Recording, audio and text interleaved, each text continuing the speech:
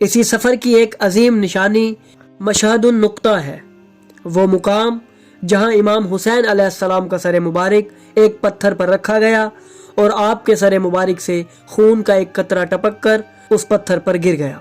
बस वही एक कतरा, वही एक लम्हा, वही निशान तारीख बन गया। किताब नहरुज़ ज़हब की तीसरी जिल्द में मशहदुन नुक्ता की बुनियाद का तफसीली जिक्र किया गया है। जब इमाम हुसैन अलैहिस्सलाम को शहीद कर दिया गया तो शिमर मलऊन ने आपका सर मुबारक नेज़े पर बुलंद किया और अहले बैत के कैदियों को लेकर दमिश्क की तरफ रवाना हुआ। ये काफिला जब हलब के मगरिब में वाक़े एक पहाड़ी मुकाम पर पहुंचा तो वहां पड़ाव किया गया।